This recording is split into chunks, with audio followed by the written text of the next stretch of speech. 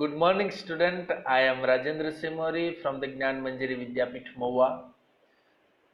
I am your maths teacher. That you know that class 8. We are discussing the very long discussion in square numbers and square roots yesterday. So today we are going about the NCERT. Try this page number 99 and NCERT exercise 6.3 102 page पे दी गई है. मतलब you can also open your previous PDF and you can also simultaneously check this exercise 6.3 also. So let us move without wasting the time, because of it's a very crucial time for you, because now upcoming days it is also be going for our essay examination will starts. So you all are worried about these things and you continuously whatever we discussed into this through this video lecture, you have to directly gone through of each and every items that I discussed into the video. So if you watch carefully this video, then there is no need to get anything from outside. Otherwise you always be find out some things from the outside of the sources. So whatever the things I mentioned into video lecture, you directly used this proper guideline. Okay, so let us start on this. How can we solve out this today? So first of all, we have to using here some of the crucial points that we discuss first. First thing is NCERT try this page number 99 पे आपको दो चीज बताई गई है. पहली चीज ऐसे कि 11 का स्क्वायर, जो मैंने कल भी आपको बताया था कि 11 का स्क्वायर होता है 121. What is the square root of 121? Obviously 11 ही होगा. सो 11 का स्क्वायर 121 है, तो 121 का स्क्वायर रूट क्या होगा? 11. 14 का स्क्वायर होगा 196. So what is the square root of 196? Obviously 14. उसका रिवर्स हम यूज करेंगे. ओके, तो ये चीज आपको समझ में आ गई. दूसरी चीज एक्सरसाइज 6.3 एनसीईआरटी की, वो पेज नंबर 102 में चार चीजें से बताई गई है. वो क्या है? What could be the possible ones digit of the square root of each of the following numbers? क्या पॉसिबिलिटीज है? जो हमने आगे रूल सीखे हैं वही रूल यहाँ पे इंप्लीमेंट किया है और कुछ नहीं है. पहले मैंने आपको बताया था कि the ones digit of the square root of the following numbers would be 9801. तो लास्ट में 1 है तो 1 और 9 दोनों में से कोई एक नंबर हो सकता है जब हम स्क्वायर रूट अब निकालेंगे. 9801 का स्क्वायर रूट निकालेंगे तो आइदर 1 और 9 हो सकता है. फिर दूसरे नंबर में 99856, यानी लास्ट डिजिट वंस के पोजीशंस पे कितना है? 4 है. तो या तो स्क्वायर रूट निकालने से आइदर 4 भी हो सकता है या 6 भी हो सकता है. वैसे 998 थर्ड वन रोमन की मैं बात कर रहा हूं, तो थर्ड रोमन में आपको बताया गया है कि 998001 आइदर 1 और 9. तो that may be also be very useful for you. So आपने देखा होगा कि जब लास्ट डिजिट 1 है या 6 है, 1 है तो 1 और 9 हो सकता है, 6 है तो 4 और 6 हो सकता है, फिर से 1 आया तो 1 और 9 हो सकता है, और लास्ट में 5 डिजिट है वंस के प्लेस पे, तो ऑब्वियसली उसका जो स्क्वायर रूट निकलेगा वो कौन से नंबर्स का होगा? वंस डिजिट उसकी कौन से नंबर से होगी? 5 नंबर से. समझ में आ गया? तो ये चीज पूरी 6.3 का पहला क्वेश्चन 4 रोमन आप अपने आज जो भी मैं सिखा रहा हूं, मैंने पहले बोल दिया आपको कि आज मैंने जो जो चीज यहाँ पे क्वेश्चंस के फॉर्म में मैं बता रहा हूं वो सभी आपको होमवर्क में सेंड करना है. मतलब पूरा वीडियो देखेंगे तो ही पता चलेगा कि मैंने कौन कौन से क्वेश्चन सॉल्व करवाए. ओके, तो पहला क्वेश्चन अभी हमने लिया, वो अब मैं ले रहा हूँ एक्सरसाइज 6.3 का पेज नंबर 102. इसमें मैंने 4 रोमन को डिस्कशन किया और ये 4 रोमन भी आपको आज के होमवर्क में सेंड करना है. So let us move on to the 6.3 का क्वेश्चन नंबर 2 की ओर. Without doing any calculations find the numbers which are surely not perfect square. कोई भी कैलकुलेशन करे बगैर आपको फाइंड करना है कि find the numbers which are surely not perfect square. कोई कैलकुलेशन नहीं करना और फिर भी बता देना है कि ये परफेक्ट स्क्वायर नहीं है। सो कैसे बताएंगे? तो पहला नंबर है 153। We know that numbers ending with, अब हम इसके लिए एक रूल सीख चुके हैं, आपको याद ना हो तो फिर से मैं बता रहा हूं कि we know that numbers ending with 2, 3, 7 or 8 are not perfect square. Hence, जब कोई भी नंबर्स का एंडिंग 2, 3, 7 और 8 से होता है उसको हम नॉट परफेक्ट स्क्वायर बोलते हैं। मतलब 153 is not a perfect square. We know that numbers ending with 2, 3, 7 और 8 आर नॉट परफेक्ट स्क्वायर। जिसकी एंडिंग 2, 3, 7 और 8 से होती है वो सभी परफेक्ट स्क्वायर नहीं होते। So 153 is not a perfect square. Why? तो हम ऐसा बोल सकते हैं कि 153 यानी उसकी एंडिंग विथ कौन सा नंबर से हो रही? 3 से हो रही।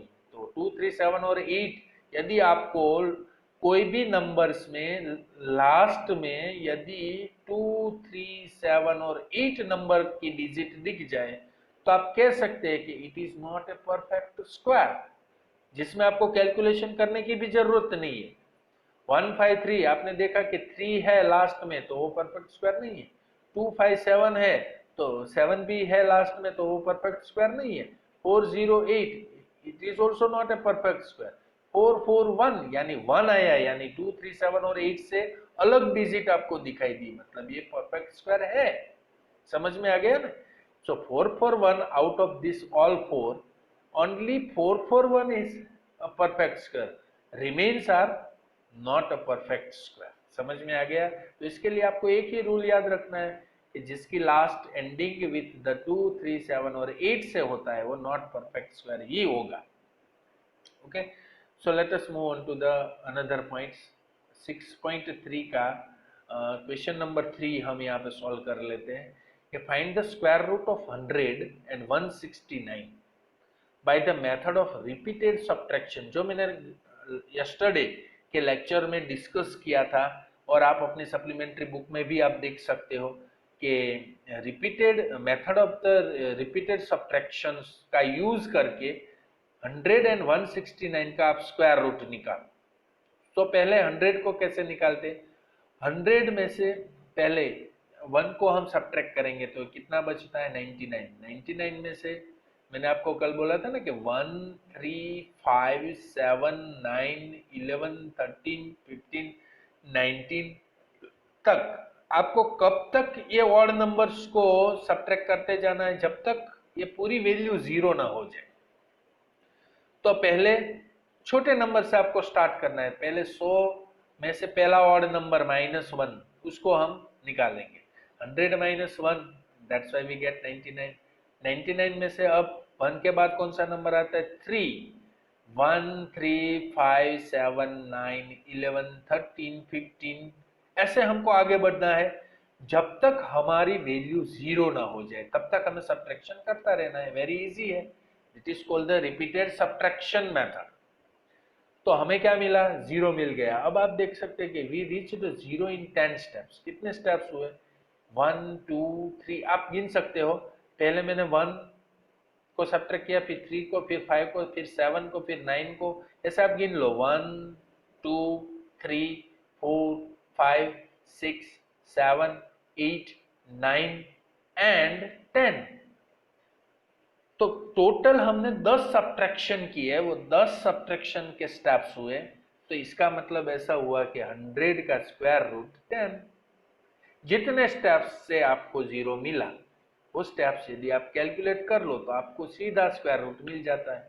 100 का square root 10। Simple. Similar way 169 का, अब देखो इसमें भी ऐसा ही करना है। 169 में पहले सभी ऑड नंबर्स को, जब तक आपको छोटे नंबर से स्टार्ट करना है और बिगर नंबर की ओर आपको जाना है, तो 169 में से पहले 1, फिर 3, फिर 5, फिर 7, फिर 9, फिर 11, फिर 13, फिर 15, फिर 17, फिर 19, फिर 21, फिर 23 एंड देन 25। यहां तक आप गए, मतलब आपने लास्ट टाइम 19 तक गए थे तो कितने स्टेप हुए थे? 10। तो और 3 ऐड हो गए, यानी आपका 10 प्लस 3 कितना होता है 13, सो 169 का स्क्वायर रूट होता है 13। बस आपको कितने स्टेप्स में आप जीरो लाए ये यदि कैलकुलेट करना आए तो आपको स्क्वायर रूट निकालना इजीली आ जाता है, because of this is a repeated subtraction. और यस्टरडे में एक और भी बात आपको बोली थी, वो क्या थी कि इस कभी कभी इस मेथड हमें बहुत टाइम कंज्यूमिंग लगती है। क्यों? क्योंकि बड़े नंबर जब जब आते रहते हैं तो हमें उसके सब्ट्रैक्शन निकालने में तो कितना सारा टाइम निकल जाता है। बट हमें कौन सी मेथड से स्क्वायर रूट निकालने को बोला है वो चीज भी इतनी ही इंपॉर्टेंट है। ओके, तो I hope so that 100 and 169 के बारे में आपको पता चल गया। So let us move on that next points. So और एक मेथड्स को हम आज पढ़ रहे हैं कि finding square root of a number using prime factorization. अभी हमने जो स्क्वायर रूट निकाला वो कौन सी मेथड थी? Repeated subtraction method. तो रिपीटेड सब्ट्रैक्शन मेथड मैंने आपको बोला अभी कि कभी हमारे टाइम कंज्यूमिंग बहुत है ये मेथड, हमें इजी तो लगती है बट ये टाइम कंज्यूमिंग है। तो और कोई मेथड ऐसी है? Yes obviously. तो हम दूसरी मेथड की ओर चलते हैं जहां से हम स्क्वायर रूट निकालेंगे using the prime factorization method. So this is the second one method for find out the square root. So let us move on it. Prime factorization is the process of writing a number as a product of its prime factor। हमें क्या करना है? एक process है जो लिखने की एक प्रोसेस है, और उसमें हम क्या लिखेंगे? नंबर लिखेंगे। और वो नंबर कौन सा होगा? The product of its prime factor. Prime factors के फैक्टर्स लिखने की एक ऐसी प्रोसीजर जिसको हम प्राइम फैक्टराइजेशन मेथड बोलते हैं। We use the long division method to find the prime factors of large numbers. हम यदि हमारे पास छोटे नंबर है तो हम उसको प्राइम फैक्टर्स निकल सकता है, बट यदि हमारे पास थोड़े बहुत लार्ज नंबर्स भी हम इंक्लूड करें, so we can use for that long division method also। okay, so using this prime factorization, how it is work? So first of all, here consider the fewer things mentioning here। Prime factorization जो अभी हमने explain किया, तो उसके लिए एक number दिया गया है 980। आप उस फिगर के ऊपर ही फोकस रखना। 980 को हम, जैसे हमने फैक्टराइजेशन मेथड पहले भी सीख चुके हैं, तो वैसे 2 से हमने मल्टीप्लाई किया, डिवाइड किया तो 490 मिला। फिर से 2 से मल्टीप्लाई डिवाइड किया तो 245 मिला। अब 245 को 2 से डिवाइड नहीं किया जा सकता, that's why we have to using 5 here. तो 2 के बाद 5 से किया तो 49 मिला। 49 7 का फैक्टर होता है तो 7 से ही उसको डिवाइड किया जाना चाहिए, तो 7 से उसको डिवाइड किया तो finally we got this. So for example the prime factorization of 980 is 2 into 2 into 5 into 7 into 7। so we can use this method to find the square root of a number। अब जैसे हमने prime factorization method prime factors के लिए use करते हैं, वैसे ही हम square root के लिए भी यूज करेंगे। कैसे? अब उसके स्टेप्स है, और स्टेप्स आपको चाहे तो आप अपने स्टेप्स, ये सभी स्टेप्स अपनी बुक में लिख भी सकते हो, तो आपको याद रह जाएगा। मेरे लेक्चर के साथ ही आप याद रख सकते हो। Find the square root of 144 using prime factorization. So find the prime factors of, पहले स्टेप में हमें क्या करना है? 144 के प्राइम फैक्टर्स निकालने हैं। तो पहला स्टेप्स आपको क्लियर हो गया, क्या करना है स्क्वायर रूट निकालने के लिए? पहले find the prime factors of 144। Okay, second one कैसे? 144 जैसे अभी हमने निकाला था वैसे 144 को 2 से डिवाइड किया, फिर 3 से डिवाइड किया, जो भी मिला वो find the prime factors of 144। तो इसी स्टेप्स में हमने क्या किया? फर्स्ट स्टेप्स में प्राइम फैक्टर्स निकाले। Right the prime factorization 2 into 2 into 2, जो भी हमें मिला है वो सभी हम मल्टीप्लाई उसका प्रोडक्ट निकाल लेंगे। अब प्रोडक्ट निकालने के बाद अब हम क्या करेंगे? स्टेप 2 ओवर हो गया। पहला स्टेप्स आपको प्राइम फैक्टर्स निकालने, दूसरे right the prime factorization, and then after we go for the step number 3। आपको क्या करना? Pair up the prime factors.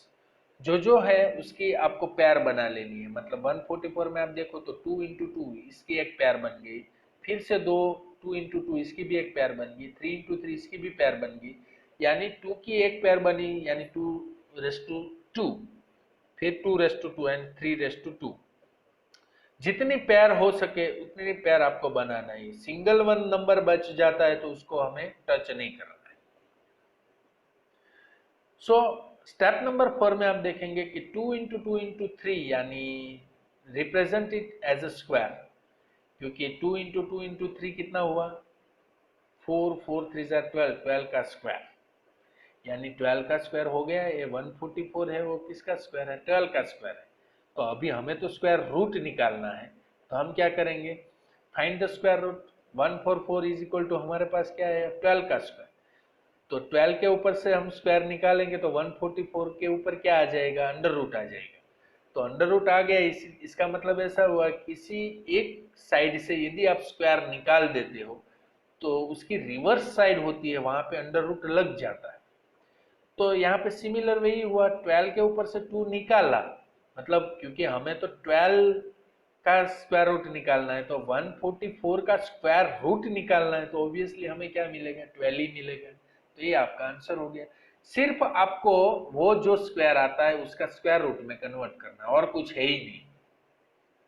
So similar way we are using the square root of a square. Find the square root of 4 का square. 4 का square आप कैसे निकालेंगे, 4 का square होता है 4 इंटू फोर, सो 16। सो 16 का अंडर रूट क्या होता है, 4। Similar way we can conclude that the square root of a square is the number of itself. हमें इससे पता चल जाता है कि 4 का स्क्वायर 16 होता है, तो 4 इटसेल्फ ही उसका स्क्वायर रूट होता है। समझ में आ गया। तो ये बड़ी इजी चीज थी। प्रॉब्लम हम स्क्वायर रूट किसी टाइप का ऐसा क्वेश्चंस आ सकते हैं कि is 2800 A perfect square, if not find the smallest multiple of 2800 which is a perfect square. कैसे करेंगे इसको, 2800 का हमने पहले प्राइम फैक्टराइजेशन मेथड से प्राइम फैक्टर्स निकालेंगे। पहला स्टेप तो इजी है। दूसरा स्टेप उसकी पेयर में बनाएंगे, तो पेयर में 7 एक अकेला बच जाता है। तो 2800 is not a perfect square because 7 does not have a pair। जिसकी पेयर बन जाती है वो परफेक्ट स्क्वायर होता है। यदि कोई भी नंबर की पेयर नहीं बनती है तो हम उसको डायरेक्टली कह सकते हैं कि वो परफेक्ट स्क्वायर नहीं है। ये भी एक चीज आपको याद रख लेनी है। ओके, सो हम क्या करेंगे, उसको परफेक्ट स्क्वायर बनाने के लिए और एक 7 की जरूरत होगी, तभी इसकी पेयर बन सकती है। तो multiply both the sides by 7। तो 2800 को 7 से मल्टीप्लाई किया तो 7 का एक और मल्टीप्लीकेशन हो गया, 7 इंटू 7। तो अब हमारे पास 2 इंटू टू इंटू 5 इंटू 7 आ जाएगा ना। समझ में आ रहा है। दोनों साइड हमें क्या कम पड़ रहा था, पैर में 7 पड़ रहा है, तो 7 एक साइड में हम नहीं ऐड कर सकते, यानी दोनों साइड में हमने ऐड किया। तो दोनों साइड में ऐड करने से हमारा ये परफेक्ट स्क्वायर बन सकता है। जैसे कि 2800 इंटू 7 को मल्टीप्लाई करेंगे तो 9600 आए, 19600 आए। तो 19600 है वो परफेक्ट स्क्वायर नंबर है। समझ में आ गया ना। तो ये चीज है वो क्या आपको पेयर में कम पड़ रहा है, वही नंबर उसी नंबर से आप मल्टीप्लाई करेंगे तो भी आपको ये परफेक्ट स्क्वायर मिल सकता है। So at the end of this session today, this is the last one question, and I hope so that whatever today I given you to the part of square root and each and everything, whatever the mentioning in today's homework in earlier side of this video, you can watch carefully from first position to the last position, so you can directly work with your homework. Okay, so I hope so that you enjoyed a lot of this video and you fulfill all these things. Whatever you having any kind of the question, you just ask me. Okay, so thank you very much for watching this and being with us.